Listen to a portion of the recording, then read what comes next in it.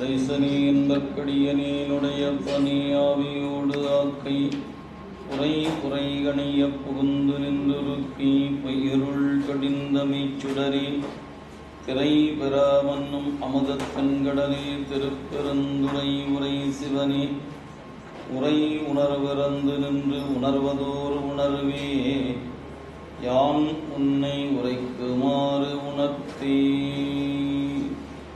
சைவத்தின்மே சமயம் வேறு இல்லை, அதில் சார் சிவமாம் தெய்வத்தின் மேல் தெய்வமில்லெனும் நான்மறை செம்பொருள் வாய்மை வைத்த சீர்திருத்தேவாரமும் திருவாசகமும் இவை தரச் செய்த நால்வர் கொற்றாள் எம் உயிர்ப்புனையே.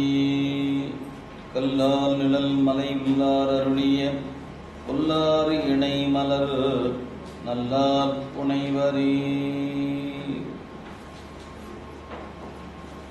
இல்லாமல்ல இறைவனுடைய திருவருட்கருணையும் குருவருளும் முன்னின்று செய்ய சைவ சித்தாந்த செந்நெறியை சிந்திக்கக்கூடிய வாய்ப்பு அமையப்பட்டிருக்கிறது. அவ்வகையில் குருவருடையும் திருவருடையும் மனம் மொழி மெய்களாலே வணங்கி நம்முடைய சிங்கை பகுதியில் தொடர்ந்து சைவ சித்தாந்தத்தை சிந்திக்கின்ற இந்த நிலையில் நேற்றைய வகுப்பில் 4ஆம் நூற்பாவை நாம் தொடங்கி இருக்கின்றோம். அதில் முதல் கூறாக இருக்கக்கூடிய பகுதி எடுத்துக்கொண்டு அதில் இந்த அந்த கரணங்கள் ஆன்மா அல்ல அப்படிங்கிற செய்தியை நம்ம சூத்திரத்தின் வாயிலாக சிந்திக்கின்ற வண்ணமாக அந்த கரணம் அவற்றின் ஒன்றென்று அவை சந்தித்தது ஆன்மா சகசமலத்து உணராது அமைச்சு அரசு ஏய்ப்ப நின்று அஞ்சு அவத்தைத்தே என்பது நூற்பாவாக இருக்கிறது. அதனுடைய கருத்தாக நாம் காணுகிற பொழுது மனம் புத்தி சித்தம் அகங்காரம் என்று சொல்லக்கூடிய அந்த கரணங்கள் என்று சொல்லக்கூடிய அவை ஆன்மா அல்ல என்பது முதல் கருத்தாகவும், ஆன்மா சகசமலம் காரணமாக உணராது இருக்கிறது என்பதாலும் இவற்றுக்கு இறைவன் உடையாக இந்த அந்த கரணங்களை அறிவு குறைந்திருக்கிற அரசனுக்கு அறிவுமிக்க அமைச்சர்கள் கூடி நின்று ஆட்சி நடாத்துவது போல இந்த கரணங்களை இறைவன் உயிருக்கு கூட்டி வைத்திருக்கிறான். அப்படி கூட்டி வைத்திருக்கிற அந்த நிலையில் இந்த உயிர்கள் 5 வகையான அவத்தைகளுக்கு உள்ளாகிறது. இது ஆன்மாவின் இலக்கணம் என்று ஆசிரியர் நூற்பால கொடுத்திருக்கிறார். இனி ஒவ்வொரு கூறாக எடுத்துக்கொண்டு அதற்கு மாற்று சமயங்கள் சொல்கிற கருத்துக்களையும் சொல்லி நமது கருத்தை நிலைநாட்டுகின்ற வண்ணமாக முதல் கூறாக அந்த கரணமே ஆன்மா என்று சொல்லப்பெறுகின்றவரை மறுக்கும் முகத்தானாக ஆன்மாவானது அந்த கரணங்களை சொல்லுகின்ற முதல் கூறுல சொன்னார். ஈண்டு ஆன்மாவானது அந்த கரணங்களாய் உள்ள மனோ புத்தி அகங்கார சித்தங்களில் ஒன்றென்று அப்படின்னு எடுத்துக்கொண்டார். அதற்கு மேற்கோளுக்கு ஏற்றாற் போல அவை ஏது சொல்லுகிற பொழுது அவை பிரகாசமாய் நின்றே அப்பிரகாசமாய் நிற்றலாம் என்று குறித்தார். பிரகாசம் என்பதற்கு அறிவு என்று பொருள். இந்த இடத்துல அறிவு இருப்பது போல் இருந்து அறிவில்லாததாக இருக்கிறது என்று குறித்திருக்கிறார். அதுக்கு விளக்க சொல்லும்போது சொன்னார், தனக்கு கீழுள்ள தத்துவங்களை நோக்க அந்த கரணம் ஆன்ம தத்துவங்கள்ல மேலாக இருக்கக்கூடிய 4, அதற்கு கீழே எண்ணி பார்த்தீங்கன்னா 20 தத்துவம் இருக்கிறது. அதாவது நமக்கு மெய்வாய்க்கண் மூக்குச்செவிங்கிற ஞானேந்திரியம், கண்மேந்திரியம், 5 பூதம், 5 புலன், இந்த 20 தத்துவங்களை நோக்க அந்த கரணம் அறிவுடையது போல நிற்கும். ஆனால் தன்னை நோக்க அது அறிவில்லாதது என்று குறித்தார். எனவே அந்த கரணங்கள் தனக்கு கீழே உள்ள தத்துவங்களை நோக்க அறிவுள்ளது போல் இருந்தாலும் அது அறிவில்லாதது என்ற செய்தியை நமக்கு கொடுத்தார். அப்படி காணுகிற பொழுது அதில் ஆன்மா தன்னை நோக்க அறிவுடையது, தன் தத்துவங்களை நோக்கவும் அது அறிவுடையது தான். ஆனால் அந்த அறிவு சிவத்தின் அறிவுக்கு முன்னால் அறிவாக கருதப்படுவது இல்லை அப்படிங்கிற குறிப்பை நாம் நேற்றைய வகுப்பில் பார்த்தோம். அதில் முதல் கூறாக எடுத்துக்கொண்டு மனம் ஆதியால் உணர்தல் மண்ணு புலன்கள் மனம் ஆதி மண்ணு புலன் அல்லன் மனமே உதித்த ஒன்றை உள்ளம் உணர்தல் அதனில் உதிக்கும் கடல் திரையை ஒத்து என்று கொடுத்தார். அதை சொல்லும் பொழுது இந்த எடுத்துக்காட்டு பாடல்ல நமக்கு சொல்லப்பட்ட காட்சிகள் 3 காட்சிகள். ஒன்று வாயில் காட்சி, இரண்டாவது மானத காட்சி, மூன்றாவதாக தன்வேதனை காட்சி. இந்த காட்சிகள் கடலில் அலைகள் எப்படி ஒன்றன் பின் ஒன்றாக தோன்றுமோ அதுபோல நாம் ஒரு காட்சியை நோக்குகிற பொழுது, ஒரு விடய நுகர்ச்சி ஆன்மாவுக்கு நிகழ்கிற பொழுது வாயில் காட்சியும் மானத காட்சியும் தன்வேதனை காட்சியுமாக அடுத்தடுத்து மாறி மாறி நிகழ்ந்து கொண்டே இருக்கும் என்பதைத்தான் நேற்றைய வகுப்புல நிறைவாக சிந்தித்து நிறைவு செய்திருக்கிறோம். இனி இந்த அந்தக்கரணங்களை பற்றிய ஆராய்ச்சியில 2வது வெண்பாவாக இருக்கக்கூடிய எடுத்துக்காட்டு வெண்பாவை நாம் இப்பொழுது காண இருக்கின்றோம். உங்களுடைய புத்தகத்துல பக்கம் எண் 76 2வது எடுத்துக்காட்டு வெண்பா. அதுல சொல்லும் பொழுது இந்த வெண்பாலையும் நாம பார்த்தோம், கால தத்துவம் என்ற ஒன்று இருக்கிறது. அந்த கால தத்துவம் என்பது ஒன்று, காலம் என்று ஒன்று சொல்லுகிறோம். ஞாயிறு, திங்கள், நட்சத்திரங்கள் இவற்றோடு அந்த தத்துவம் கூடுகிற பொழுது வேறு வேறு பெயர் பெற்று இருக்கிறது. அதுபோல இங்கு ஆன்மாவானது மனம், புத்தி, சித்தம், அகங்காரம் என்ற அவற்றோடு கூடி நின்று அவற்றில் வேறு வகையான அவத்தைகளுக்கு உள்ளாகிறது. எனவே அந்த வகையில் இந்த ஆன்மா அந்த கரணங்களில் ஒன்று அன்று என்பதை 2வது வெண்பாவிலும் எடுத்து சொன்னார். அந்த வெண்பாவையும் நேற்று நாம பார்த்தோம். இப்ப பார்க்க வேண்டியது 3வது வெண்பா, 77வது பக்கத்தில் அமைய பெற்றிருக்கின்ற 3வது எடுத்துக்காட்டு வெண்பா. அகாரம் உகாரம் அகங்காரம் புத்தி மகாரம் மனம்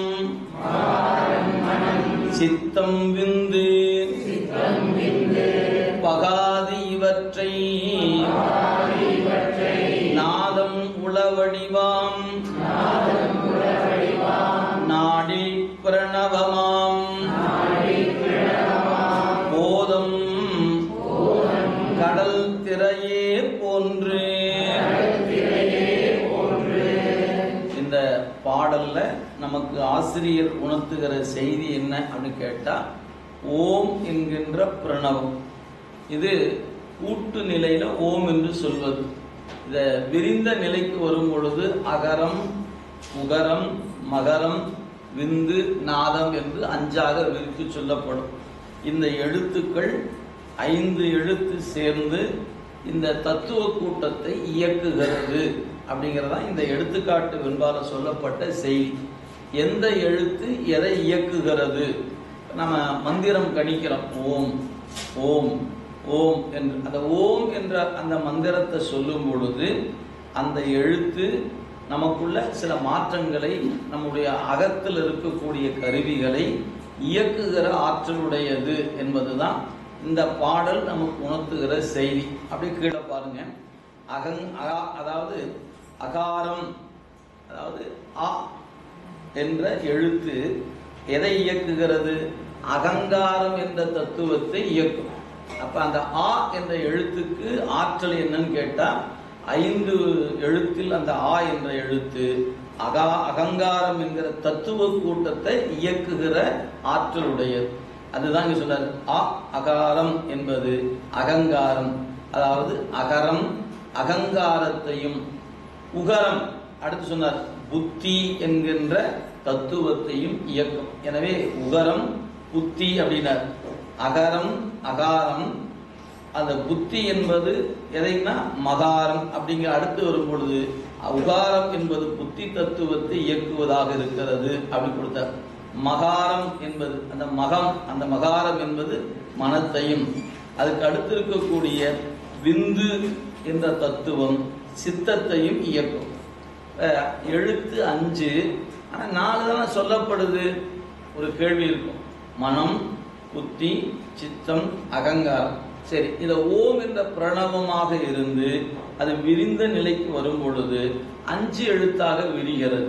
அப்ப அகரம் உகரம் மகரம் விந்து நாதம் என்று 5ஆக வருகிறது. அப்ப அந்த ஒன்று இன்னொன்று எது அப்படின்னு கேட்டா, அதற்கு கொடுத்திருக்கிறார் நாத தத்துவம் புருட தத்துவத்தை இயக்கும். அப்ப நீங்க ஒவ்வொரு முறையும் ஓம் என்று சொல்லுகிற பொழுது அந்த ஒரு எழுத்தானது விரிந்து சென்று 5 தத்துவ கூட்டத்தை இயக்குகிறது.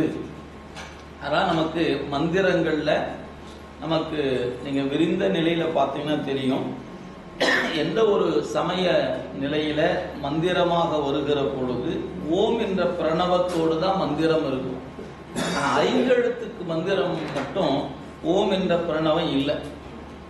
அது நீங்க சேர்த்தும் சொல்லலாம், சேர்த்தாமலும் சொல்லலாம். சேர்த்து சொல்லுகிற பொழுது அது அதாவது அந்த மந்திரத்தினுடைய தன்மை தூல பஞ்சாக்கரம், சூக்கும பஞ்சாக்கரம், அதிசூக்கும பஞ்சாக்கரம் இப்படிலாம் சொல்றோம் பாருங்க. அவற்றை வேகமாக இயக்குவதற்கு ஏற்றாற் போல அந்த எழுத்துக்கள் கூட துணை செய்யுமே அன்றி வேறொன்றும் இல்லை. எனவே 5 எழுத்து மந்திரத்திலே இந்த 5ம் இருக்கிறது. நீங்க ஓம் என்று சொல்லுகிற அந்த சொல் என்ன பொருளை உணர்த்துகிறதோ அந்த பொருள் சிவாய நம என்று சொல்லுகிற பொழுதே அதற்குள் அது அடங்கி இருப்பதனால 5 எழுத்தை பொறுத்தவரையில் ஓம் என்ற பிரணவம் சேர்த்தும் சொல்லலாம், சேர்த்தாமலும் சொல்லலாம். பெரும்பாலும் நம்முடைய பெருமக்கள் அதை சேர்த்து சொல்லலை. ஆனால் திருமந்திரத்தில் வரும்போது மட்டும்தான் சக்கர அமைப்புகள் சொல்லப்பெறுகிறது. அங்கே வெவ்வேறு வகையான சக்கரங்கள் இருப்பதனால அதில் அந்த ஓம் என்ற பிரணவத்தை நம்முடைய திருமூல நாயனார் இணைத்து கொடுத்திருக்கிறார் என்பது. எனவே அதனுடைய கூறுகள் வேறு. உபதேச மாத்திரத்தில் வருகிற பொழுது நமக்கு ஆன்மாவுக்கு குருநாதன் உபதேசம் செய்கிற பொழுது சேர்த்தும் சொல்வார், சேர்க்காமலும் சொல்வது. அது உயிரின் பக்குவத்துக்கு ஏற்ப. அவ்வளோ நம்ம அந்த இடத்துல கருத்தில் வைத்துக் கொள்ளணும். எனவே ஓம் என்று தான் சேர்த்து சொல்லித்தான் ஆகணும் என்ற கட்டாயமெல்லாம் இல்லை. அதை சேர்க்காமலும் சொல்லலாம் என்பதை 5 எழுத்தை பொறுத்த வரைக்கும் நீங்க நினைவு. இதுவே வேறு எந்த மந்திரமாக இருந்தாலும் ஓம் என்ற பிரணவம் இல்லாமல் மந்திரம் இல்லை. இதுதான் மற்ற மந்திரங்களுக்கும் ஆதி மந்திரமாகிய 5 எழுத்துக்கும் இருக்கிற வேறுபாடு. எனவே இதுல ஆ என்ற எழுத்து அகங்காரத்தை இயக்குகிறது, ஊ என்ற எழுத்து புத்தி தத்துவத்தை இயக்குகிறது, மா என்ற எழுத்து மனத்தையும், அதே சமயத்துல விந்து என்கிற தத்துவம் சித்தத்தையும், நாதம் என்பது குருட தத்துவத்தையும் செலுத்தும் அப்படின்னார். இப்படி 5 எழுத்துகள் 5ஐ செலுத்துகின்றன அப்படிங்கிறார். இவற்றை பகாது நாடில் பிரணவமா பாட்டில் சொன்னார். பகாது நம்ம இலக்கணம் படிக்கும் போது சொல்லுவோம் பகுப்பது, பகுக்க இயலாது அப்படின்னு சொல்லுவோம். அது மாதிரி இங்க பகாது அப்படின்னா பிரிக்க இயலாதவாறு நீங்க சொல்லும் பொழுது அது பிரணவம் என சொல்லப்படும். இவற்றை பகாது நாடில் பிரணவம். 5 எழுத்தை இவ்வாறு பகுத்து பாராமல் தொகுத்து பார்த்தால் அத்தொகுதி ஓம் என்னும் பிரணவம் ஆம். எனவே ஓம் என்று சொல்லக்கூடிய பிரணவம் என்ற மந்திரத்தை நாம விரித்து சொல்லும் போது அகர உகர மகர விந்து நாதம் என்று சொல்லணும் அப்படிங்கிறது கொடுத்துட்டார். சரி, இதுக்கு அடுத்து அவர் சொல்லக்கூடிய குறிப்பு போதம் கடல் திரையே போன்று. முன்னையும் இதே உண்மைதான் சொன்னார். அதாவது நமக்கு வாயிற்காட்சி, மானத காட்சி, தன்வேதனை காட்சிங்கிற சொல்லுகிற இடத்திலையும் கடலும் கடலில் ஏற்பட்ட அலையும் சொன்னார். அதில் ஒன்றன் பின் ஒன்று அடுத்தடுத்து வருவது போலன்னு சொன்னார். அதே உவமை தான் இங்கேயும் சொல்ல போறார். ஆனா இங்க எப்படி சொல்லுகிறார் என்பதை பாருங்க. போதம் கடல் திரையே போன்று அகரம் முதலிய 5 எழுத்துக்களால் அந்த கரணங்களில் உணர்வுகள் புதிது புதிதாக தோன்றுதல். கடல்ல அலை என்பது எப்படி தோணும்? ஒன்று ஓஞ்சுதுன்னா அடுத்தது தோன்றுகிறது, அப்ப அடுத்தடுத்து புதிது புதிதாக தோன்றுகிற அலைகள் போல அதான் சொல்வார். எனவே கடலில் அலைகள் புதிது புதிதாக தோன்றுவதல் போல இங்க என்ன செய்கிறதுன்னு கேட்டா அந்த கரணங்களிடத்து உணர்வுகள் புதிது புதிதாக தோன்றுகிறது அப்படிங்கிற குறிப்பு தர. அப்ப 2 இடத்துக்கும் கடலும் திரையும் சொல்லப்படுது. முதல்ல சொல்லப்படுது ஒரு அலை வந்த பிறகு அடுத்த அலை வருகிறது, அதுக்கு அடுத்து ஒரு அலை வருது. அது வாயிற்காட்சி, மானத காட்சி, தன்வேதனை காட்சியாக சொல்லப்பட்டது. இங்க சொல்லும் பொழுது அறிவு என்பது அடுத்தடுத்து புதிது புதிதான சிந்தனைகளுக்கு வயப்படுகிறது. அப்ப நீங்க நம்ம ஏற்கனவே ஒன்றை சிந்தித்தோம்னா அது திரும்பவும் நிற்பதும் உண்டு. புதிதாக ஒன்றை பார்க்கும்போது இது என்னது என்று ஆராய்ந்து புதிய செய்தியும் அது உள்ளுக்குள்ள தங்குவதும் உண்டு. இந்த ரெண்டு வகையும் உண்டு என்பதனால இங்க சொல்லும் பொழுது இந்த அந்த கரணங்களுடைய சார்பு காரணமாக ஆன்மாவிடத்தில் புதிய புதிய அந்த எண்ணங்கள் அந்த பதிவுகள் பதிவாகின்றன அப்படிங்கிறத இங்க எடுத்து கொடுத்திருக்கிறார். எனவே அந்த வகையில் இதை சொல்லும் பொழுது ஆசிரியர் போதம் திரள் கடல் போன்று அப்படின்னு சொல்லி நமக்கு ஊமை காட்டிட்டார். இனி அந்த கரணங்களை செலுத்தும் எழுத்துக்களை கூறும் பொழுது புருட தத்துவத்தை செலுத்தும் எழுத்தையும் உடன் கூறினார். நாளைத்தான் சொல்ல வந்தாரு, கூடவே புருடனையும் இயக்கிற எழுத்தையும் சொல்லிட்டார், அப்படி கொடுத்துட்டார். உணர்வுகள் தொடர்ச்சியாக உதித்தலை உணர்த்துவதற்கு அதனில் உதிக்கும் கடல் திரையை ஒத்து என்று உவமை கூறினார். இந்த நமக்கு வருகின்ற உணர்வுகள் தொடர்ச்சியாக உதித்தது காரணமாக அவ்வாறு கூறினார். உணர்வுகள் புதிது புதிதாக தோன்றலை உணர்த்துவதற்கு உதிக்கும் கடற்கரை போன்று ஆம் என்று உவமை கூறினார் என்று கொடுத்தார். போதம் என்பது இந்த இடத்துல உணர்வு என்று பொருள். போதம்னா அறிவுன்னு ஒரு பொருள் இருக்கிறது, இந்த இடத்துல உணர்வு என்ற சொல்ல பயன்படுத்துகிறார். ஒரு பொழுதும் வாழ்வது அறியார் கருதுவர் கோடியும் அல்ல பல என்று திருக்குறள் ஆன்மாவிடத்தில் புதிது புதிதாக கணந்தோறும் உணர்வுகள் தோன்றுவதை காட்டுகிறது என்று உணர்த்தி இருக்கிறார். அப்ப இந்த 4 கருவிகள் வழியாக ஆன்மாவிடத்துல என்ன நிலை அப்படின்னு கேட்டா, அந்த புதிது புதிதான எண்ணங்கள் உணர்வுகள் தோன்றுவதற்கு அந்த கரணங்கள் இன்றியமையாதவை. அதனால்தான் மனம் புத்தி சித்தம் அப்படிங்கிற இந்த கருவிகள் நன்கு செயல்பட்டாதான் நமக்கு இயக்கம் நன்கு இருக்கும்.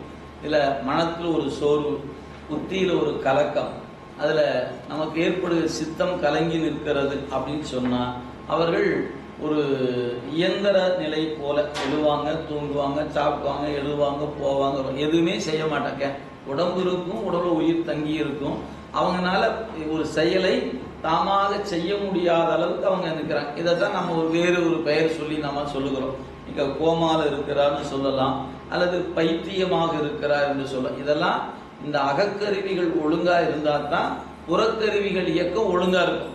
அகக்கருவிகள்ல பழுது இருக்குமானால் புறக்கருவிகள் இருக்குவது போல இருந்தாலும் அவை என்னவா இருக்காது, சரியான நிலையில இயங்காது. நீங்க தான் அடிப்படை ஒன்று. ஒருத்தருடைய தோற்றத்தை பார்த்த மாத்திரத்தில் அவர் பைத்தியம்லாம் சொல்ல முடியாது. அவர் என்ன செய்யறாருன்னு பார்த்து தான் பைத்தியமா இல்லையான்னு சொல்லலாம். நீங்க அவர் பார்த்த உடனே அவர் பைத்தியம்ப்பா அப்படின்னு சொல்ல முடியாது. ஏன், உள்ளே இருக்கக்கூடிய கருவிகள் செயல்பாடு செலுத்துகிறத பொறுத்து புறச்செயலை வைத்து கொண்டுதான் இப்படி யாராவது செய்வாங்களா, இது அப்படி அறிவு இல்லாதவங்க தானே செய்வாங்க என்று நம்ம முடிவு செய்ய முடியும். எனவே அந்த கரணங்கள் புற இயக்கத்துக்கு இன்றியமையாதவை. அந்த கருவியை சரிப்படுத்தணும்னா என்ன பண்ணணும் அப்படின்னா பிரணவம் மந்திரம். மந்திரத்தை வந்து வேற வழி இல்லை. நான் மனசு சரியில்லை, என்னையா பண்ணலாம், நாம் அதுக்கு ஏதாவது மருந்து சாப்பிடலாம், அதை பண்ணலாம், இதை பண்ணலாம் நினைப்போம். ஒரு டாக்டரை போய் பாருங்க முதல்ல அப்படின்னா இன்னைக்கு உலகில சொல்லுவோம். அமைதியான முறையில் 5 எழுத்து மந்திரத்தை சொன்னீங்கன்னா மனசு சரியாயிடும். ஆனா இதை நம்ம பயிற்சியில சொல்லி பார்த்தா தானே தெரியும். நாம் அந்த முயற்சி எடுக்க மாட்டோம். உடனே மருத்துவரை போய் பார்த்து அதுக்கு ஒரு மருந்து எடுத்துக்கொண்டு அதுல என்ன பண்ணுவாங்க, பெரும்பாலும் ஓய்வு எடுப்பதற்கான மருந்து கொடுப்பாங்க. நீங்க என்ன அலைகள் திரும்ப திரும்ப உங்களுக்கு உறக்கம் இல்லாது இருப்பதனால மனதில் ஏற்படுகிறது. அப்ப அவங்க என்ன பண்ணணும் அப்படின்னா உறங்க வைத்தா போதுமானது அப்படிங்கும் பொழுது பெரும்பாலும் அது போல மருந்துகளை கொடுக்கும் பொழுது அவங்க இயல்பா கொஞ்சம் ஆழ்ந்து உறங்கி எழுந்தாங்கன்னா கொஞ்சம் கொஞ்சமா மீண்டு வந்து விடுவாங்க. அப்படிங்கிறது தான் இன்னைக்கு மருத்துவ நிலையில பார்க்கப்படுகிறது. ஆனா நமக்கு அருள் நிலையில 5 எழுத்து மந்திரத்தை கணித்தாலே உங்களுடைய அந்த கரணங்களை நீங்கள் என்ன செய்யலாம், சரியான நிலையில இயக்கலாம் என்பதை இந்த வெண்பா நமக்கு உணர்த்துகிறது. இனி அடுத்த வெண்பா 78வது பக்கத்தில் இருக்கிற அடுத்த வெண்பா. எண்ணிலவு ஓங்காரத்து ஈசர் சதா சிவமாம் நன்னிய பிந்துவோடு நாதத்து கண்ணில் பகர்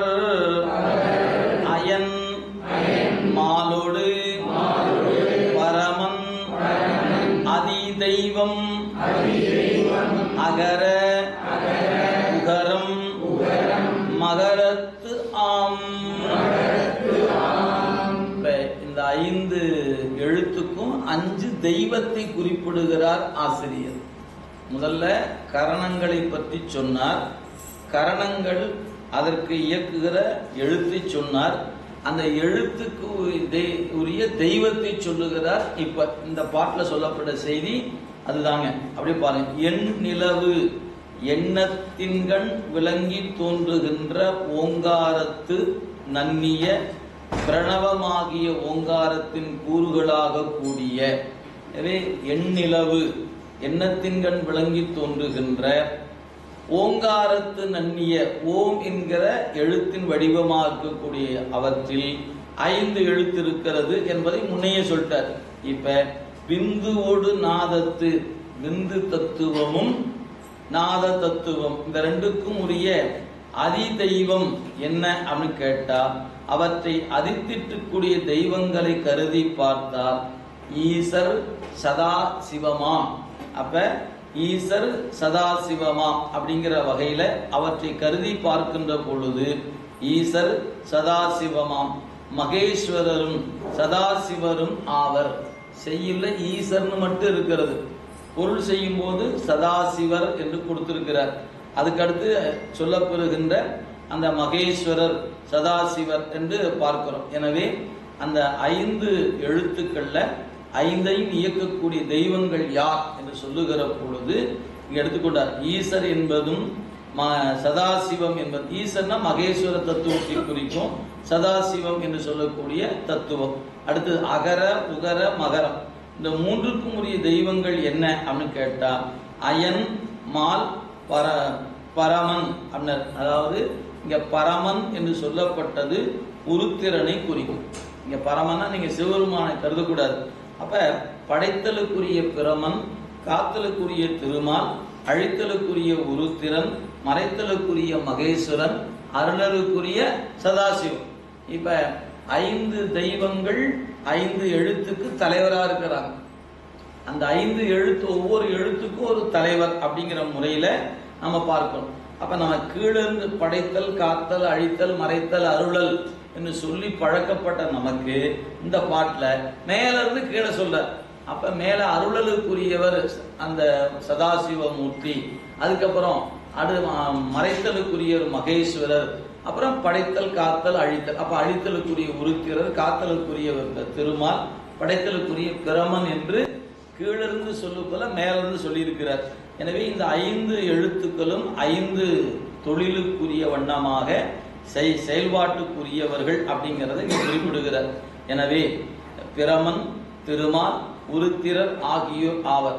நாதம் சதாசிவம், பிந்து மகேஸ்வரன், மகரம் உருத்திரன், உகரம் திருமால், அகரம் பிரமன் ஆகிய முறையில் பிரணவத்தின் கூறுகளை செலுத்துவோர் ஆவர். இவர்கள் சுத்த மாயையில் உள்ளோர் ஆவர்.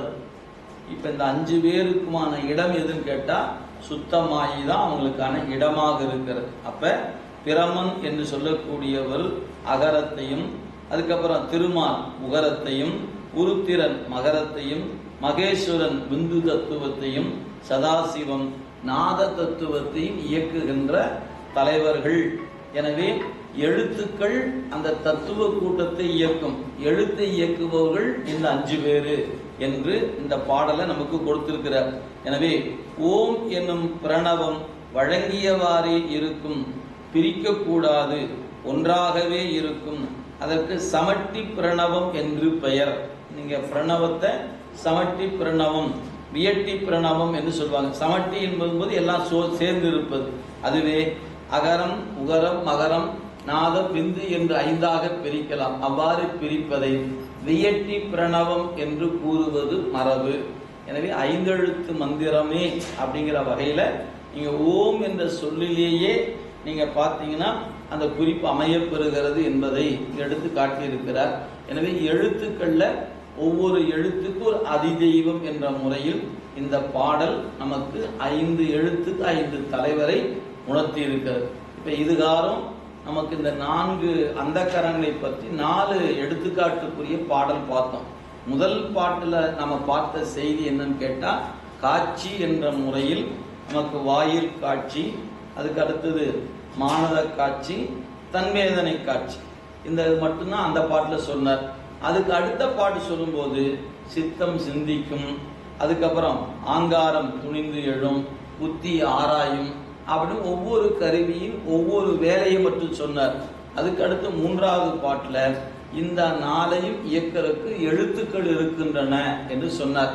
அதுக்கு அடுத்த பாட்டில் அந்த எழுத்தை செலுத்துவதற்கு 5 தலைவர்கள் இருக்கிறார்கள் என்று கொடுத்திருக்கிறார். எனவே நீங்க இந்த 4 பாடலை தனியாக ஒரு அட்டவணை போல போட்டு வச்சுக்கிட்டீங்கன்னா உங்களுக்கு எளிதாக புரிந்து கொள்ள முடியும். அப்ப இந்த 4 கருவிகளை எழுதும் போதே 5ஆவதாக புத்தியை சேர்த்திக் கொள்வது, அதாவது புருட தத்துவத்தையும் சேர்த்திக் கொள்கிறோம். அப்புறம் அகர உகர மகரம் விந்து நாதம் அப்படிங்கிற, நாதம் விந்துன்னு சொல்லக்கூடாது, மேல இருந்து சொன்னா தான் நாதம் விந்துன்னு சொல்லணும், கீழந்து போகும்போது விந்து நாதம்னு சொல்லணும். இதாங்க சொல்கிற முறை, வேற ஒன்றும் இல்லை. நம்ம 36 தத்துவம்னு சொல்லும் பொழுது நாதம் விந்து சதாசிவம் மகேஸ்வரம் சுத்த வித்தைன்னு சொல்லுவோம். அதுவே கீழந்து சொன்னீங்கன்னா சுத்த வித்தை மகேஸ்வரம் சதாசிவம் விந்து நாதம்னு சொல்லணும். அப்ப இங்க 5 தொழிலுக்கானவர்கள் கீழிருந்து சொல்லப்படுவதனால அதுக்கு முறையாக வரும்போது விந்து தத்துவத்தை கடைசியா சொல்லுகிறோம், நாத தத்துவத்தை கடைசியா சொல்லணும் அப்படிங்கிறது இந்த பாடல்ல உணர்த்தப்படுகிறது. எனவே 4 கருவிகள், அப்ப 5ஆவதாக புருட தத்துவம் 5ஐயும் 5 எழுத்துக்கள் இயக்குகிறது. 5 எழுத்துக்கு 5 தலைவர்கள் இருக்கிறார்கள் என்பதுதான் முதல் கூறுல வைத்துக் கொண்டு ஆசிரியர் உணர்த்தி இருக்கிறார். அப்ப அந்த கரணங்கள் ஆன்மா அல்ல. ஏன்? ஒன்றொன்றும் ஒவ்வொரு வேலையை செய்வதனால அவை ஆன்மா அல்ல. அதுக்கு நமக்கு என்ன எடுத்துக்காட்டு சொன்னார்னா, காலம் என்கிற ஒன்று இருக்கிறது, கால தத்துவம்னு ஒன்று இருக்கிறது. இன்று என்ன கிழமை?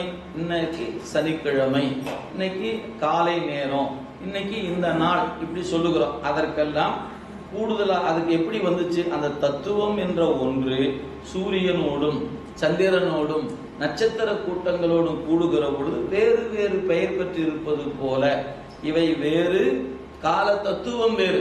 ஆனா கூடி நிற்கும் போது ஒரு கிழமை பெயர் பெற்று, ஒரு மாதத்தை பெயர் பெற்று, ஒரு போது காலை மாலை என்கிற பெயர் பெற்று இருப்பது போல ஆன்மா மனத்தோடு கூடி நெருக்கமாக இருக்கிறது. எனவே அதைவே நீங்க ஆன்மா என்று சொல்லிக் கொள்ளலாம்.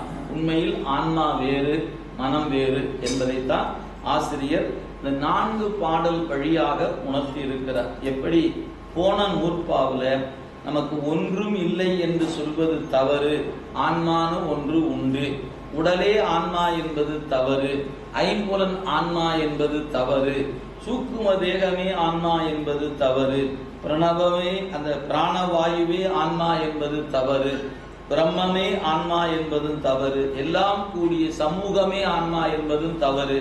இவற்றெல்லாம் கடந்து ஆன்மா என்று ஒரு பொருள் தனியாக உண்டு என்று நிரூபித்த ஆசிரியர் இந்த நூற்பாவில அந்த கரணங்களும் ஆன்மா என்று சொல்லக்கூடிய கருத்தை மறுத்து அந்த கரணம் ஆன்மா அல்ல அப்படிங்கிறத 4 எடுத்துக்காட்டு வெண்பாவின் வழியாக ஆசிரியர் நிரூபித்திருக்கிறார்.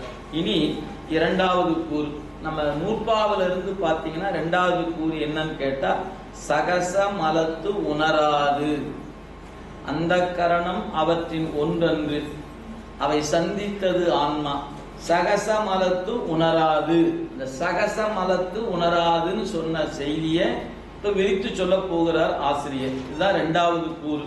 அப்ப சகச மலத்து உணராது அப்படிங்கிற பகுதிக்கு விளக்கம் சொல்ல போறார். பாருங்க, 2ஆம் கூறு மேற்கோள். இனி இவ் ஆன்மா சகச மலத்தினால் உணர்வு இன்று. ஆன்மாவுக்கு ஏங்க அறிவு செயல்பட மாட்டேங்குது? ஏன் தன்னுள் இருக்கிற சிவத்தை உயிர் உணராம இருக்கிறது? இன்னும் சொல்ல போனா தன்னையே உணராம இருக்குது. ஏன்? முதல்ல நான் யார் என்ற கேள்விக்கு விடையை தேடுனா, இந்த மலம் நான் யார் என்பதை எனக்கு அறிய ஒட்டாது மறைத்து நிற்கிறது. நான் யார் என்கிற உண்மை எனக்கு குருநாதன் வந்து உணர்த்துகிற வரைக்கும் என்னால் கண்டுபிடிக்க முடியுது. அது வரைக்கும் நான் என்று நினைப்பது ஏதோ வேறு ஒன்றை நான் என்று கருதி கொண்டிருக்கிறனே ஒழிய, என் குருநாதன் வந்து எனக்கு உபதேசமாக அந்த உபதேசத்தை செய்த பொழுதுதான் நான் யார் என்ற கேள்விக்கு எனக்கு விடை தெரிந்தது. எனவே நான் முதல்ல என்னையே அறியாது இருப்பதற்கும் எனக்கு ஒரு தலைவன் இருக்கிறான் என்பதை அறியாது இருப்பதற்கும் காரணம் என்னன்னு கேட்டீங்கன்னா ஆணவ மலமே. அதை தவிர வேற ஒன்றும் இல்லை. நீங்க திருவருட்பயன் அது ஒரு நூல் நாம படிச்சோம், கொஞ்ச காலத்துக்கு முன்ன படிச்சோம். அதுல ஒரு குறட்பால சொல்வாரு, உணரும் பான்மை தெரியாத தன்மை இருளார் தந்தது. நம்ம ஏன் நமக்குள்ள இருக்கிற இறைவனை உணராம இருக்கிறோம் அப்படின்ற ஒரு கேள்விக்கு ஒரே ஒரு குறட்பால சொன்னார், உணரும் பான்மை தெரியாத தன்மை இருளார் தந்தது. இந்த இருள்தாயா தனக்கு காரணம். பன்மொழிகள் எண் ஏன் அதை சொல்றது இதை சொல்ல யாரையும் சொல்ல வேண்டாம். நமக்குள் இருக்கிற இறைவனை நாம் உணராதிருப்பதற்கு காரணம் இருளே காரணம் என்று திருவருட்பயன்ல ஒரு குறட்பா நாம படிச்சோம். அந்த குறட்பாவினுடைய கூறு தான் இப்ப நாம விரிவாக இங்க பார்க்க போறோம். இனி இவ் ஆன்மா சகச மலத்தினால் உணர்வின்று அப்படின்னார். அப்படி அதுக்கு மேற்கோளுக்கு விளக்க சொல்றாரு பாருங்க. அந்த கரணங்களின் வேறாக உள்ள ஆன்மா அறிவுடையது. ஆன்மாவுக்கு அறிவு என்பது இயல்பாகவே இருப்பது மறந்துடக்கூடாது. இறைவன் உயிர்களுக்கு அறிவை கொடுக்கல, அறிவு வளர்வதற்கான உதவியை செய்தான். இந்த ரெண்டுக்கு பொருள் வேறுங்க. அறிவையே தந்தான்னு சொன்னோம்னா அது குற்றம். சைவ சித்தாந்த அடிப்படையில உயிர்களுக்கு இறைவன் அறிவை தந்தான்னா, அறிவே இல்லாத உயிருக்கு இறைவன் அறிவு தருகிறான்னு சொன்னான். ஒரே மாதிரி தானே எல்லாத்துக்கும் கொடுத்துருக்கணும். உங்களுக்கு அதிகமாக கொடுத்து எனக்கு கம்மியாக கொடுத்து ஆளாளுக்கு ஒரு மாதிரி ஏன் கொடுத்தான்ற கேள்விக்கு விடை கொடுக்க முடியாது. இப்போ எல்லாரும் கீழே போகிறோம், மத்தியானம் சாப்பாடு கொடுக்க போகிறாங்க. எப்படி சாப்பாடு கொடுப்பாங்க? ஒரே மாதிரி கொடுக்கணும். அப்படி கொடுத்தா தான் நிர்வாகம் என்பது பாராட்டத்தக்க நிர்வாகமாக இருக்கும். ஆளை பார்த்து பார்த்து முகத்தை பார்த்து பார்த்து கொஞ்சம் கூட்டியும் கொஞ்சம் குறைச்சும் கொஞ்சம் கம்மியாகவும் கொடுத்தோம்ச்சுங்க, இந்த சோறு நீங்கள் திங்காமல் இருக்கலாம்னு நினச்சிக்குமா இல்லையா? நான் என்ன ஏன் சாப்பாடு என்ன நீங்கள் அவரோட ஸ்பெஷலாக போயிட்டாரு, ஏன் எல்லாரும் வயிற்று பசிக்கு தானே வந்திருக்கிறோம், எல்லாரும் ஒரே மாதிரி கொடுக்க மாட்டீங்களா? அது ஒரு கேள்வி நம்மளே அறியாமல் எழுந்து நிற்குமா இல்லையா? அந்த மாதிரி இறைவன் அறிவை கொடுத்தானா, ஏன் அவங்களுக்கு மட்டும்தான் அறிவு அவ்வளவு கொடுப்பாரா? ஏன் எனக்கு கம்மியாக கொடுத்துட்டாரு, ஏன் எனக்கு சேர்த்து கொடுத்தாரு, என்ன கெட்டு போச்சு அவருக்கு? இந்த கேள்விக்கு சாமியே திருத்தின்னு தான் முழிக்கணும். அப்புறம் அதனால இறைவன் அறிவை நமக்கு கொடுப்பதில்லை, இருக்கிற அறிவு புலப்படுவதற்கு உதவி செய்கிறார். நம்ம பள்ளிக்கூடம் போறோம், ஆசிரியர் என்ன பண்றாரு? மாணாக்கனுக்கு பாடத்தை நடத்துறாரு. 40 பேருக்கு ஒரே மாதிரி தான் நடத்துறாரு. அவங்க அறிவு விளக்கம் எப்படி இருக்குது? ஆசிரியர் சொன்ன உடனே அவருக்கு தக்கவாறு கூடுதலா விளங்கிக்கிறாங்க. சொல்வர் ஆசிரியர் ஒரே மாதிரி தானே சொன்னார், 40 பேருக்கு ஒரே மாதிரி தானே சொன்னாரு. வாங்கி கொள்கிற மாணவனுடைய அறிவு திறம் வேறு வேறு வகையாக இருக்கிறது. அது மாதிரி ஆணவ மலத்துல மறைப்புண்டு கிடந்த உயிர்களுக்கு பள்ளிக்கூடத்துக்கு வந்த மாதிரி தனு கரண பூன போகம் என்கிற 4 கருவியை நமக்கு இறைவன் கொடுத்திருக்கிறான். அந்த கருவியை கொண்டு உயிர்கள் அறிகிற அறிவு திறனானது மாறுபட்டு இருக்கிறது. ஏன் மாறுபட்டு இருக்குன்னு கேட்டா, அந்த அறிவு அறியாமையில எவ்வளவு தூரம் அழுந்தி இருக்குதோ அதை பொறுத்து இருக்கிறது. ஏன் ஒரே மாதிரி இல்லை என்பதுக்கு அதான் விடை. அதாங்க சொல்றாரு, அந்த கரணங்கள் வேறாக உள்ள ஆன்மா அறிவுடையது, ஆனாலும் செம்பில் கலிங்கு போல உடனாக இருக்கு. இந்த ஆணவ மலம் ஆன்மா என்ற ஒரு பொருள் எந்த காலத்து இருந்ததோ அன்னைக்கே அதனோடு இருந்தது. இது இடையில் வந்தது அல்ல. இந்த இடையில் வந்தது என்று கருதினாவே சைவ சித்தாந்தத்தினுடைய அடிப்படை கெட்டுவிடும். அதனால இடையில் வந்தது அல்ல. அதனால செம்பில் கலிங்கு போல் உடனாக இருக்கும். ஆணவ மலத்தால் அறிவு மறைக்கப்பெற்று விளங்காமல் நின்றது. அறிவு இருந்தது நமக்கு, அது மலம் காரணமாக மறைக்கப்பட்டு இருந்தது. ஆன்மா அறிவு விளக்கம் பெறுவதற்காக அந்த கரணங்களில் தொடர்பு உண்டாயிற்று. இப்ப ஏன் இறைவன் அந்த கரணத்தை ஆன்மாவோடு கூட்டினான் என்று கேட்டா, அறிவு விளக்கம் பெறுவதற்காக கூட்டினான். அறிவை கொடுக்கறதுக்கு இல்ல, அறிவு விளக்கம் பெறுவதற்காக. ஏன்னா அறிவு பொருளா இருக்கிற உயிர் அறிவை இழந்து நிற்கிறதுனால அது விளக்கம் பெறுவதற்காக கூட்டினான் அப்படின்னு இப்ப மேற்கோள் சொல்லிட்டார். இனி இதற்கு ஏது சொல்லுகிறார், அதுதான் ஞான திரோதகமாய் மறைத்து கொடு நிற்றலா. இந்த ஆணவ மலை என்ன பண்ணி கொண்டு இருக்கிறது? அதுதான் ஞான திரோதகமாய் மறைத்து கொடு நிற்றலான். ஆன்மாவுக்கு அறிவு இல்லை என்று கூறும் அளவில் எவ்வளவு தூரம் மறைச்சிருக்குது, உயிருக்கு அறிவே இல்லைங்க என்று சொல்லுகிற அளவுக்கு மறைச்சு நிற்கிறான். ஆன்மாவுக்கு அறிவு இல்லை என்று கூறும் அளவில் ஆணவ மலம் ஆன்மாவை மறைத்து கொண்டு நிற்றலால் ஆன்மாவின் அறிவு நிகழாமல் போனது. அதான் ஞான திரோதகமாய், ஞானம் என்றால் அறிவு, திரோதகம் அப்படிங்கிறது மறைப்பு. அப்ப ஆன்மாவினுடைய அறிவை அந்த மலம் முழுமையாக மறைத்தது. இதுதாங்க அனாதி காலம் தொட்டு இருக்கக்கூடிய நிலை. உயிர்களுடைய அறிவை ஆணவ மலம் சிறிது மறைத்து நினைச்சீங்கன்னா கருத்து மாறணும். அப்படி இல்லை, முழுமையாகவே மறைத்து நின்றது. முழுமையாக மறைத்த நிலையில தான் இறைவன் உதவி செய்கிறான். அந்த அறிவு பொருள் அறிவை இழந்து இருப்பதை கண்டு அந்த உயிருக்கு இறைவன் உதவி செய்கிறான். அப்படிங்கிறதான் சைவ சித்தாந்தம் சொல்லுகிற அடிப்படை. நீ கீழே பாருங்க, அடுத்த பத்தி. ஆன்மாவின் அறிவை மறைத்தல் ஆணவத்தின் இயல்பாகும். ஆன்மா ஆணவத்தோடு மட்டும் உள்ள நிலையில் ஆணவம் அதன் அறிவை முழுமையாக மறைத்து நிற்கும். இது நேற்றைய நிலை. அறிவு சிறிதும் இல்லாமல் ஆன்மாவாகிய ஒரு பொருள் உண்டு என்பதையும் அறியாமல், நான் என்பதே தெரியாம கிடப்பது. எனவே ஆன்மா என்ற ஒரு பொருள் உண்டு என்பதையும் அறியாமல் அறியாமையிலேயே மூழ்கி கிடக்கும். இந்நிலை கேவல அவத்தை எனப்படும். இதுதான் கேவல அவத்தை. இப்ப இது நமக்கு நிகழ்கிறதா கேட்டா ஆம், நாளும் நிகழ்கிறது. எங்க? தூங்கும்போது நம்ம அறிவு உருவ மத்தியிலிருந்து படிப்படியாக இறங்கி மூலாதாரம் என்ற இடத்துக்கு போகும்போது நாம் முழுமையான உறக்கம் என்பதை கடந்து ஆழ்ந்த ஒரு இடத்துக்கு போயிடும். அங்க யார் இல்லைன்னு கேட்டா நானே இல்லாம தான் கிடக்கிறேன். அந்த நிலைக்கு பேர் தான் கேவல அவத்தைன்னு பேர்.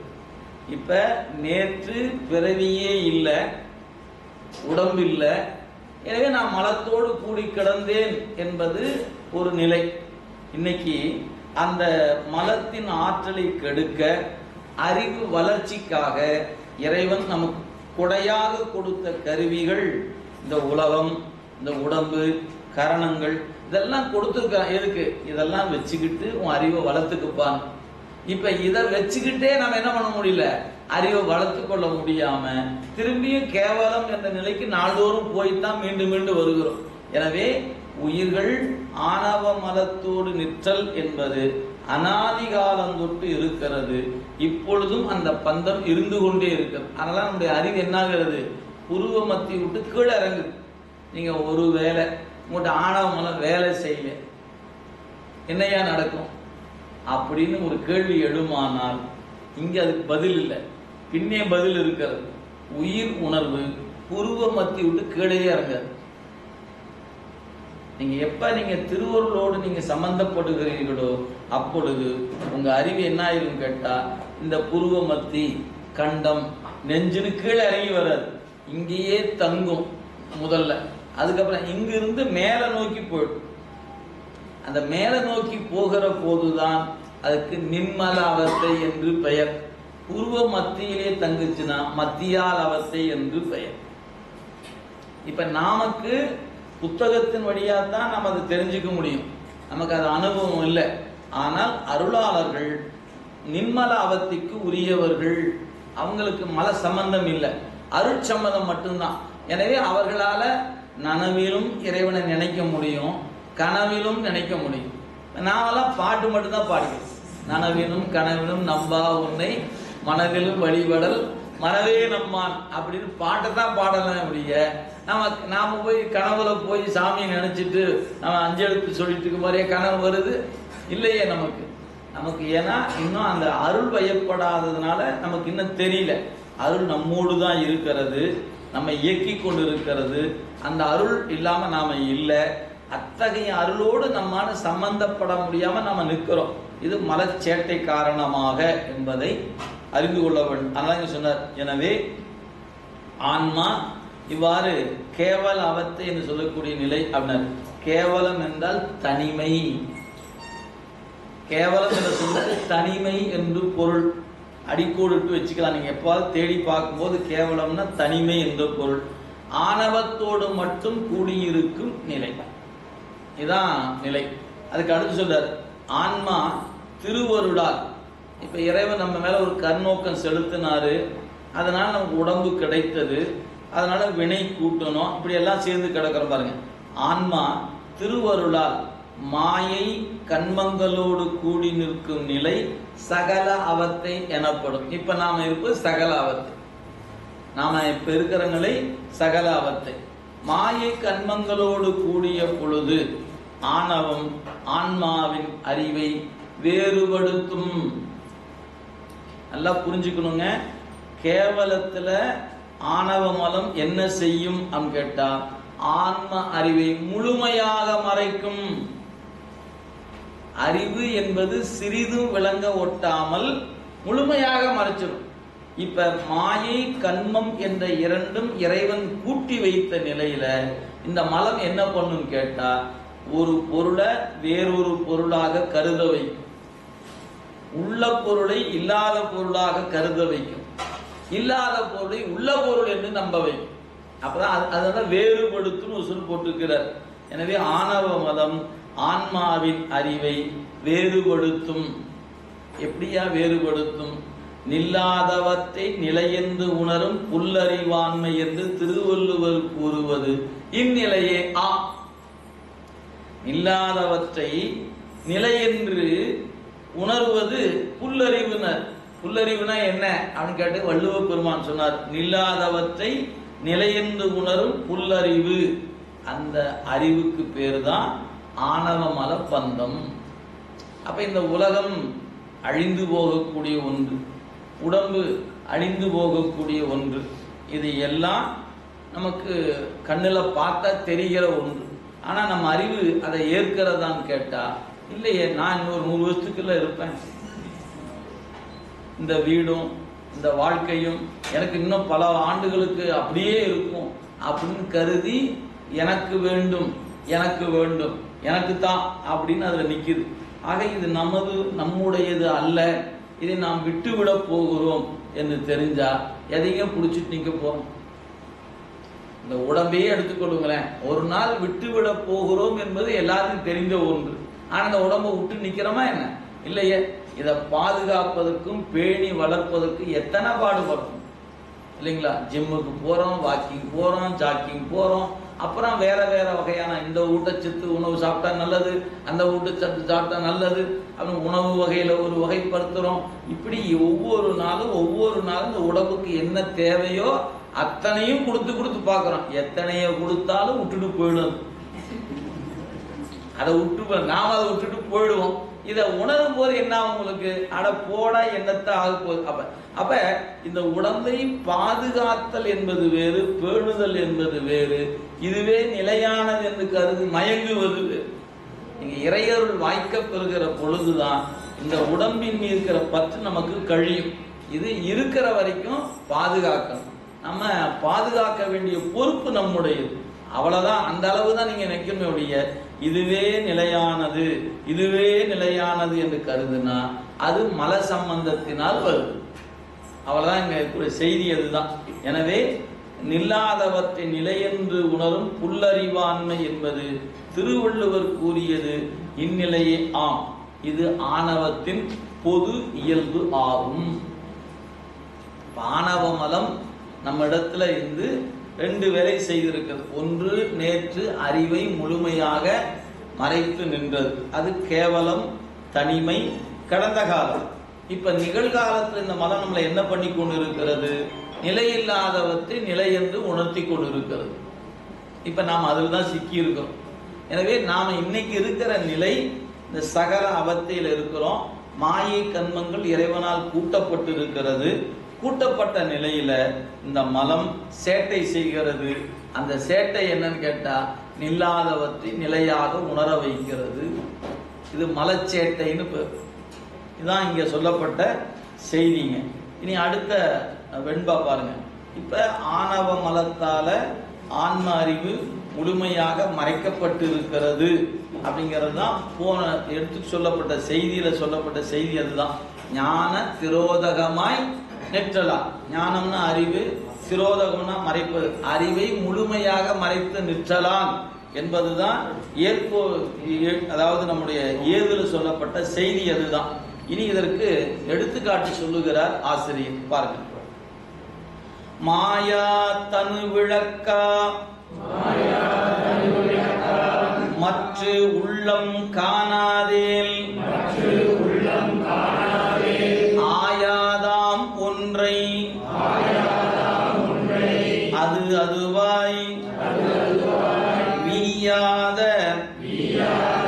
வன்னிதன்னை தன்னுள் மறைத்து ஒன்றாம் காட்டம் போல் தன்மை மலம் அன்று அணைதல் தான். இந்த செய்யுள்ள ஆசிரியர் இந்த மாயை என்கிற ஒன்றும் கண்மம் என்கிற ஒன்றும் இறைவன் நமக்கு கூட்டியது எதற்காக அப்படிங்கிறத விடை சொல்லுகிறார்.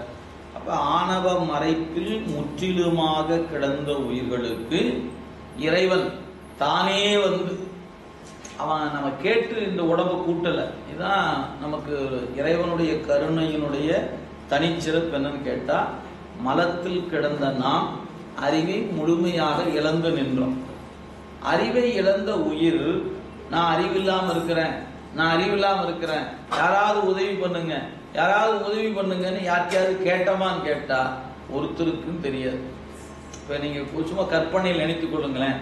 ஒரு பைத்தியக்காரர்களுக்கான வைத்தியசாலை, எல்லாரும் ஒரு 50 பேர் பைத்தியம் இருக்கிறான்னு வச்சுங்களேன். எந்த பைத்தியமாவது இன்னொரு ஆளை பார்த்து பைத்தியம் கருதுமா?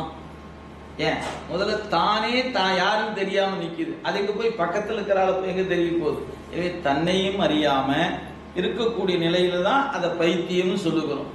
அது மாதிரி மலச்சேட்டை காரணமாக உயிர்கள் தன்னுடைய அறிவை இழந்து நிற்கிறது. இழந்து நிற்கிற இந்த உயிருக்கு என்ன தெரியல, இதற்கு தேவை என்னன்னு தெரியல, இதனுடைய இயல்பு என்னன்னு அதுக்கு தெரியல. அப்பதான் பெருமான் நோக்கி என்ன பண்றாரு, இதை எப்படியாவது ஈடேற்றம் செய்யணும். இது உயிர்கள், இவை அறிவுடையன, இந்த அறிவு இந்த மலம் காரணமாக இழந்து நிற்கிறது. அப்ப இதுக்கு என்ன உதவி பண்ணலாம்னு நினைச்சான். அப்படி உதவி பண்ணலாம் நினைக்கும் போது என்ன கொடுத்தான்? உடம்பு என்கிற ஒன்றை கூட்டி வைக்கிறான். உடம்பை கூட்டும் போது நம்ம போற்றி பகரோடையில் படிச்சவங்க மொத்தம் 5 வகையான உடம்பு. உடம்பை கூட்டுனா எடுத்தோன்னே இந்த தூள உடம்பை கூட்டினா நினைச்சிடக்கூடாது. நமக்கு உடம்பை கூட்டுகிற பொழுது அசுத்த மாயையிலிருந்து உடம்பை கூட்டுறார். சுத்த மாயை நமக்கு உடம்பா வராது. ஏன்? சுத்த மாயை நாதமா மட்டும்தான் வருமே அன்றி அவை ஏனைய உடல் உறுப்புகளாக வருவதில்லை அப்படிங்கிறது நம்ம முன்னே பார்க்கிறோம். எனவே அந்த 5 வகையான உடம்பு என்று வரும் பொழுது அதுல வித்தியா தத்துவங்கள் 7: காலம், நியதி, கலை, வித்தை, அராகம், புருடன், மாயைன்னு 7. அதுல முதல் அது இருக்கக்கூடிய மாயை என்ற ஒன்றை முதல் உடம்பா கூற்றார். இரண்டாவதாக காலம், நீதி, கலை, வித்தை, அராகம் என்று இந்த 5ம் சேர்ந்த புருடன் என்கிற தத்துவத்தை இரண்டாவது உடம்பா கூட்டுகிறார்.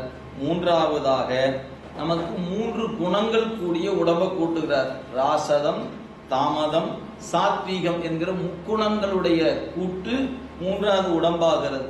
4வதாக குறியட்ட காயம் என்கிற 8 தத்துவம் கூடிய உடம்பு. சுவையொளி, ஊறு, ஓசை, நாற்றம், மனம், புத்தி, அகங்காரம். இது 4வது உடம்பு. 5வது உடம்பு கூட்டப்படும் பொழுதுதான் அங்க வேறுபாடு. மனிதன், தேவர், விலங்கு, ஊர்வன, பரப்பன, தாவரம் என்ற வேறுபாடு 5வது உடம்புக்குள்ளதான். எனவே முதல் 4 உடம்பு எல்லா உயிர்களுக்கும் ஒரே போல கூட்டியவர். 5வது உடம்பு வரும்போதுதான் வேறுபாடு. அந்த 5வது உடம்பு எப்படி கூட்டுகிறார்? முந்தைய பிறப்பில் செய்த வினைக்கு ஏற்ப கூட்டினார். முந்தைய பிறப்புக்கு வினைக்கேற்ப கூட்டினார். முத பிறப்பு வரும்போது வினையே கிட்ட இல்லையே, எப்படி கூட்டினார்? அப்படிங்கும் போதுதான் அங்க சொன்னாரு, அந்த புரியட்ட காயம் கூட்டப்படும் போது மனம் முதல் வந்த விகாரத்தாலே அப்படின்னு சொன்னார். மனம் என்ற கருவியை கூட்டிய போது ஒவ்வொரு உயிர்களும் ஒவ்வொரு வகையான உணர்வுகளுக்கு உட்பட்டது. அந்த உணர்வு என்னவாறு உட்பட்டதோ அதுக்கேற்றாற் போல தோட உடம்பை கொடுத்தார்னு போற்றி பகரோடை படிக்கும் போது நம்ம படிச்சோம். நினைவு வைத்துக் கொள்க. மனம் முதல் வந்த விகாரத்தாலே வினை இரண்டும் காட்டி அப்படிங்கிற அந்த ஒரு இடத்தை தவிர்த்து முதல் பிறப்பினுடைய அடிப்படை வேற எந்த இடத்திலும் குறிக்கப்பெறல. எனவே உங்களுக்கு அதில் மீண்டும் ஐயம் வருமானால் போற்றி பகருடையில் காண்க அப்படிதான் சொல்லணும். அதை பார்த்து கொள்ளுங்க. இப்ப இறைவன் நமக்கு தத்துவ கூட்டத்தை உடம்பாக கூட்டுகிறான் அப்படிங்கும்போது 5 உடம்பு கூட்டுகிறார். 5வது உடம்பு தான் நம்ம கண்ணுக்கு தெரிகின்ற தூல உடம்புன்னு சொல்லுகிறோம். இப்ப அப்படியே கீழே பாட்டுக்கான விளக்கம் கீழே பாருங்க. உள்ளம் ஆணவத்தில் மறைந்து கிடக்கும் ஆன்மா. செய்யுள்ள மாயா தனு விளக்கா மற்ற உள்ளம் காணாதேன்னு இருக்குது. உள்ளம் என்பது அங்க இருக்குது. அந்த உள்ளம் என்பதுக்கு ஆன்மான்னு பொருள். ஆன்மா மறைந்து கிடக்கும் ஆணவ மதத்தால் மறைந்து கிடக்கும் ஆன்மா. மாயா தனு, மாயா தனு மாயையின் காரியமாகிய உடலை, தனுனா உடம்பு, மாயா காரியமாகிய தனு, எனவே அந்த உடலை விளக்காக காணாதே. அது சொல்லுங்க, விளக்கா காணாதே, விளக்காக கொண்டு காணாதாயின். அப்ப ஆணவம் மறைப்புள் கிடந்த உயிருக்கு உடம்பு என்கிற ஒன்றை இறைவன் கூட்டி வைத்தான். எதற்காக? இருட்டால கிடக்கக்கூடிய உயிருக்கு கை விளக்கு கொடுப்பது போல உடம்பை கொடுத்தார். அப்ப நம்ம உடம்பு என்பது என்னன்னு கேட்டா, செறிந்த இருளி இருந்த நமக்கு ஒரு கை விளக்கு போல. இந்த கை விளக்கினுடைய ஒளி என்பது போதுமானது அல்ல. ஆனா அதே சமயத்துல இருட்டுல கிடந்ததுக்கு பரவாயில்ல. நீங்க ரெண்டுக்கும் வேறுபாட்டை புரிஞ்சுக்கணும். இருட்டில் இருந்த பொழுது கண் எந்த ஒரு பொருளையும் காணாமல் இருளாகவே இருந்தது. ஒரு கை விளக்கு வந்தவுடனே அருகில் இருக்கிற பொருள் தெரிந்தது, தூரமா இருக்க பொருள் ஏதோ ஒன்று இருக்கிறது என்று தெரிந்தது. அவ்வளவுதான். அது உண்மையா என்ன பொருள் என்று தெரியலினாலும் ஏதோ ஒன்று இருக்கிறது என்று தெரிகிறது. அப்ப இருள் வயப்பட்டு இருக்கிற கண்ணுக்கு கை விளக்கு ஒரு உதவி செய்கிறது. அது போலதான் செறிந்த இருள் கிடந்த ஆன்மாவுக்கு உடம்பு என்பது உதவிக்காக கூட்டப்பட்டது. இந்த கை விளக்கு எது வரைக்குங்க தேவைப்படும் அப்படின்னு கேட்டா, சூரிய உதயமாதல் வரைக்கும் தேவைப்படும். சரி, இப்ப சூரியன் உதயம் ஆயிருச்சு. இப்ப கை விளக்கு வச்சுக்கலாமா வேண்டாமா? வச்சுக்கிறதும் உம்பாடு, வேண்டாமா உம்பாடு தான். ஏன்? இருப்பது ஒண்ணுதான், இல்லாத இருப்பது ஒண்ணுதான். இப்ப இந்த விளக்குகளை எல்லாம் அணைச்சிட்டோம்னா இங்க எரிகிற தீபத்தின் சுடர் மட்டும்தான் தெரியும். இந்த விளக்குகளை போட்டோம்னா என்ன ஆகி போச்சு? இந்த விளக்கு இருப்பது ஒண்ணுதான், இல்லாத இருப்பது ஒண்ணுதான். அதே மாதிரிதான் சூரியன் உதயமாற வரைக்கும் தான் தெருவில் இருக்க விளக்குகள் வெளிச்சமா நிக்குது. நம்ம எல்லாரும் இரவு நேரத்துல எல்லாரும் தெருவில் விளக்கு இருக்கிறது. அந்த விளக்குகளுடைய வெளிச்சம் நமக்கு இரவு எவ்வளவு பாதுகாப்பாக போதுமானதாக இருக்கிறது. அதுவே சூரியன் உதயமான பிறகு அந்த விளக்கு வெளிச்சம் இருக்குத்தான் செய்யுது. ஆனா சூரிய வெளிச்சத்துக்கு முன்னாடி தனித்து தெரியல. ஏன்? அந்த விளக்கு வெளிச்சமானது சூரிய வெளிச்சத்தோட அடங்கி நிற்கிறது, பிரித்து நிற்கல. அது மாதிரிதான் இறைவனுடைய அருள் என்கிற ஒன்று உன் மீது அது ஒளியாக உன் மீது படுகிற பொழுது அந்த வெளிச்சத்துக்கு முன்னாடி உடம்பின் வழியாக பெறுகிற வெளிச்சம் அடங்கி நின்றுடும். அப்ப உடம்பு வேணுமா வேண்டாமான்னு கேட்டா, இருப்பது ஒண்ணுதான், வேண்டாம். அதான் அருளாளர்கள் ஏன் வம்பு வேண்டாம்னு விட்டுலான்னு விட்டுட்டாங்க.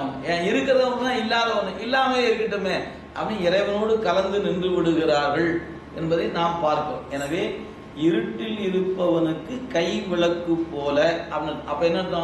கண் தெரியாத குருடனுக்கு ஒரு கோல் கொடுத்தது போல. கண்ணே இல்லை அவருக்கு, என்ன பண்ணலாம்? கோலை கொடுத்து கொஞ்சம் பத்திரமா போய் சேர்ப்பா அப்படின்னு சொன்னா எப்படியோ அதுபோல ஆணவ மலமாகிய மறைப்பில் கடந்த உயிர்களுக்கு இறைவன் கொடுத்த கோல் இந்த உடம்பு. அப்ப நமக்கு இதை வச்சுக்கிட்டு தடுமாறாம குழிக்குள்ள விழுந்துடாம போய் சேர வேண்டிய இடத்துக்கு போய் சேர்ந்து கொடுத்தார். நாம என்ன வச்சுக்கிட்டோம்? கையில குச்சியை வச்சுக்கிட்டு கையில விளக்க வச்சுக்கிட்டு நல்லா குழியா பார்த்து கொடுக்குறோம். இல்லைங்களா? குழிக்குள்ள விழுகாதான் தான் கொடுத்தாரு. நாம பார்க்கறது விழுகுதே நல்ல குழியா பார்த்து விழுந்தா கிடக்குது அப்படின்னு விழுவது தான் நம்ம வேலையா நிக்கிறோம் பாத்துங்க. எனவே அதை தான் இந்த பாடல விளக்கத்துல கொடுக்கிறார். எனவே உள்ளம் ஆணவத்தில் மறைந்து கிடக்கும் ஆன்மா மாயா தனு மாயையின் காரியமாகிய உடலை விளக்கா காணாதீர், விளக்காக கொண்டு காணாதாயின் ஒன்றையும் ஆயாது. அப்படின்னு எந்த ஒரு பொருளையும் அறிய மாட்டாது. அப்ப உடம்பை கொண்டு ஆய்ந்து அறியணும். அதுக்குதான் உடம்பு கொடுக்கப்பட்டிருக்கிறது. மாயா தனு என்பது ஆய்ந்து அறிவதற்கு தான் கொடுக்கப்பட்டிருக்கிறது. நீ அந்த விளக்கு என்றதை உணரவில்லை என்றால் நீ என்ன செய்ய மாட்டாய்? ஒன்றையும் அறிய மாட்டாய் அப்படின்னாரு. மற்ற மலம் மாயை கண்மங்களின் வேறாக உள்ள ஆணவ மலம் தன்னை அன்று அணைதல், ஆன்மாவாகிய தன்னை ஆன்மா என்று உண்டோ அன்றே. மலம் எப்ப வந்துச்சு? என்னைக்கு உயிர் என்ற பொருள் இருந்தோ அன்னைக்கே வந்துச்சு. அதான் சொல்றார், ஆன்மாவாகிய தன்னை அன்று அணைதல். ஆன்மாவாகிய தன்னை சொல்றார், ஆன்மா என்று உண்டோ அன்றே அனாதியே பற்றி நிற்றல், அது அதுவாய் வீயாத. இது எது போலன்னு கேட்டா, எல்லா பொருளிடத்திலும் மறைந்து அது அதுவாய் கெடுதலின்றி நிற்கின்ற வன்னி தன்னை, வன்னின நெருப்பு, வன்னி தன்னை நெருப்பை தன்னுள் மறைத்து தனக்குள் மறைத்து கொண்டு ஒன்றாம் காட்டம் போல் ஒன்றாக நிற்கின்ற விறகு போன்றது ஆகும். விறகுக்குள்ள நெருப்பு இருக்கிறது, ஆனா எப்படி இருக்குது? விறகாவே நிற்குது. அந்த விறகுக்குள்ள நெருப்பு வரணும்னா என்ன பண்ணணும்? கடைதான் வெளியே வரப்போகிறது.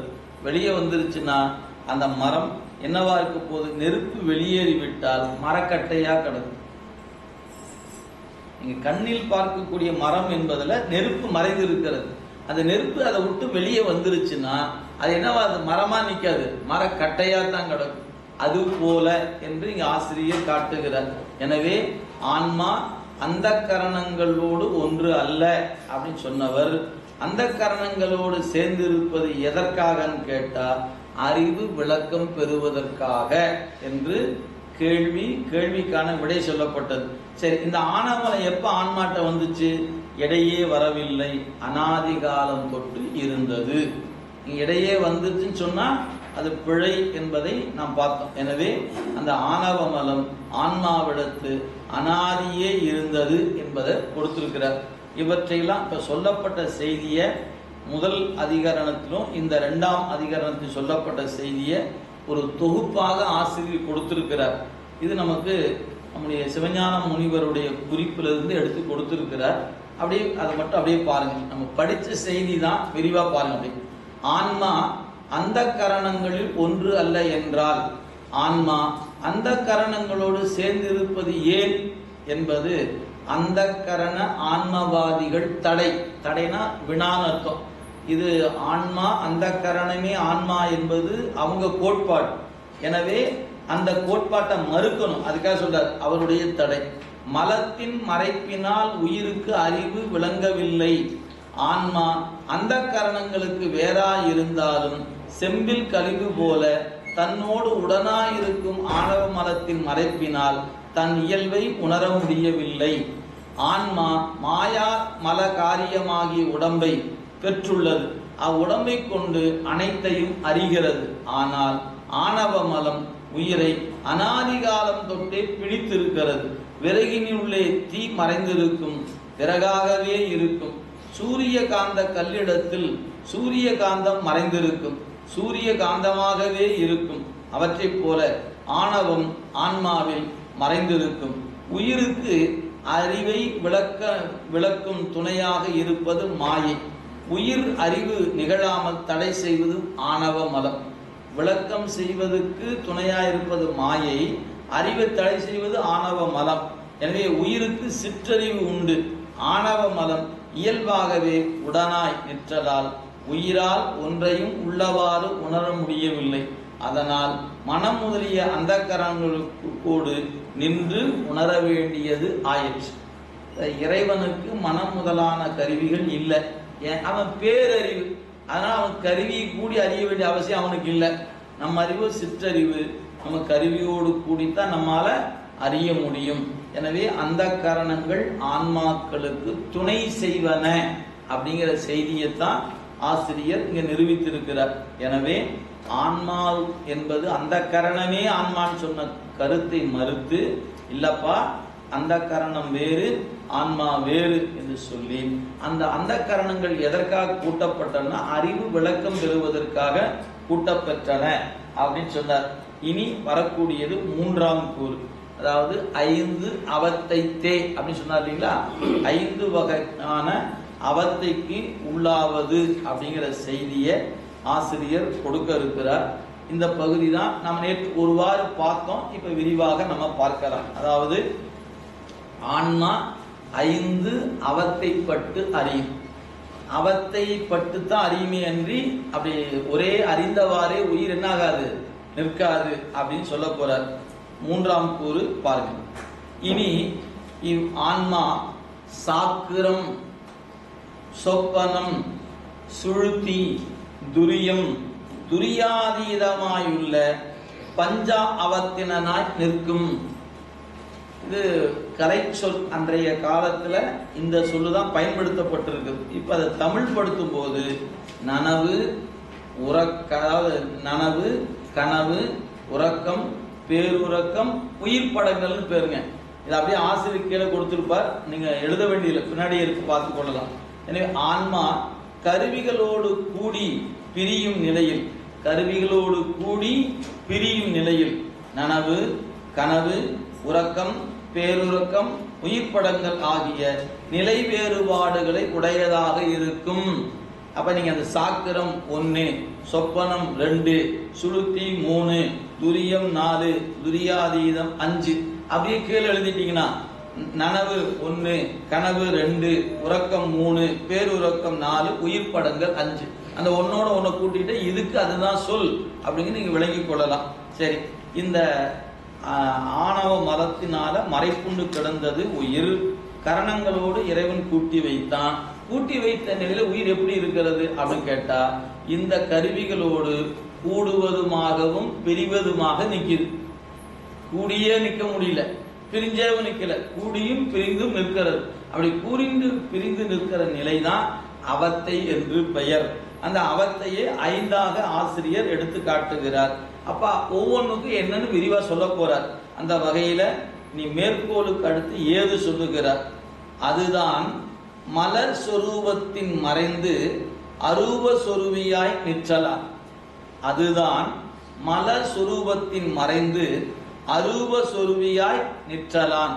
இந்த உயிர் மலர் சம்பந்தம் காரணமாக எவ்வாறு நிற்கிறது அப்படின்னு கேட்டா, இது தன்னுடைய நிலையை மறந்து நிற்கக்கூடிய நிலை. அப்படியே அதுக்கு ஏதுக்கு விளக்கம் சொன்னார் பாருங்க. ஆணவ மலத்தால் மறைக்க பெற்ற ஆன்மா உருவமில்லாத தத்துவமாகிய கருவிகளுடன் கூடி இருக்கும் நிலையில் செயல்படும் தத்துவ கருவிகளின் எண்ணிக்கை கூடியும் குறைந்தும் வரும் முறையில் 5 நிலை வேறுபாடுகளை அடையும். இங்க மேலே சொல்லப்பட்ட நனவு, கனவு, உறக்கம் என்கிற நிலை எப்படின்னு கேட்டா, கருவிகளோடு கூடிய வகையில அதனுடைய நிலைகள் மாறுபடும். அப்ப நமக்கு மொத்தம் 36 தத்துவம்ங்க.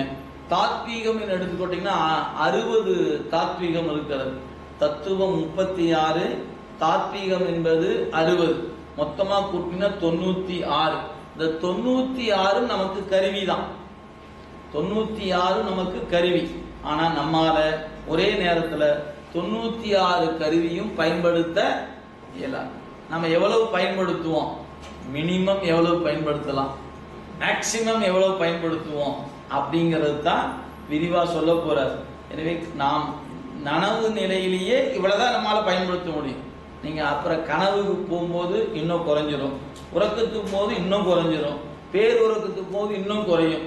மூலாதாரத்துக்கு போகும்போது ஆன்மா புருடன் என்கிற தத்துவம் மட்டும் தானும் புருடனுமா மட்டும்தான் இருக்குங்க. இந்த நிலை தான் விரித்து சொல்ல போறார். அது ஒரு தேநீர் பருகி விட்டு கொஞ்சம் விரிவா படிச்சோம்னா அந்த அவத்தை கொஞ்சம் நமக்கு கொஞ்சம் எளிமையா விளங்கும் என்று சொல்லி தேநீருக்கு பிறகு சிந்திக்கும். சிவாயம்.